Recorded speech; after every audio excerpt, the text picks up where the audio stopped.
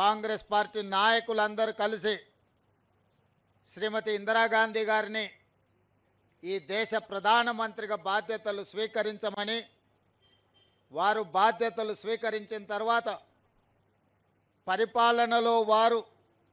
తీసుకొచ్చిన విప్లవాత్మకమైన మార్పులు ఈనాడు ఈ దేశంలో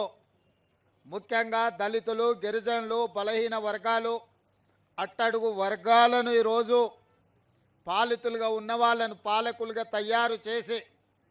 డాక్టర్ బాబాసాహెబ్ అంబేద్కర్ గారు ఏ కలలైతే కన్నరో ఈ రాజ్యాంగాన్ని మనకు అందించి ఆ కలలను సాకారం చేయడానికి చివరి శ్వాస వరకు, ఆఖరి రక్తపు బొట్టు వరకు శ్రీమతి ఇందిరాగాంధీ గారు అవిరాళమైన కృషిని చేయడం జరిగింది. రాజభరణాలు రద్దు చేసిన, బ్యాంకులను జాతీయకరణ చేసిన, అగ్రికల్చర్ సీలింగ్ యాక్ట్ తీసుకొచ్చి దళితులకు, గిరిజనులకు భూ యాజమాన్య హక్కులను కట్టబెట్టిన, ఇల్లు లేని వాళ్లకు ఇందిరమ్మ ఇళ్లను అందించిన, అదేవిధంగా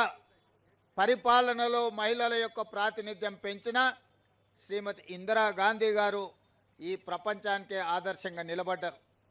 అదే కాకుండా మన దాయాది అయిన పాకిస్తాను మాటకు ముందు భారతదేశం మీద కాళ్ళు దువ్వుతుంటే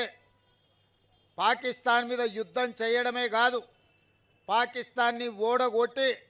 నిట్ట నిలువున 2 దేశాలుగా చీల్చి బంగ్లాదేశ్ అనే ఒక దేశాన్ని ఆనాడు శ్రీమతి ఇందిరాగాంధీ గారు పాకిస్తాన్ నుంచి వేరు చేయడం జరిగింది.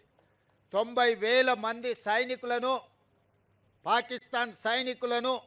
భారతమాత ముందు తల వంచే విధంగా వాళ్ళందరినీ లొంగదీసుకొని ఈ దేశం వైపు కన్నెత్తి చూస్తే ఎవరినైనా వదిలేది లేదు, యుద్ధంలో ఓడిస్తామని చెప్పి ఇందిరాగాంధీ గారు నిరూపించి అటు చైనా కానీ, ఇటు పాకిస్తాన్ కానీ, బంగ్లాదేశ్ కానీ చుట్టుపక్కల దేశాలు ఎవరు కూడా అమెరికాతో సహా ఎవరి దేశం యొక్క సార్వభౌమాధికారాన్ని ప్రశ్నించకుండా ఒక బలమైన నాయకత్వాన్ని అందించిన గొప్ప నాయకురాలు శ్రీమతి ఇందిరాగాంధీ గారు.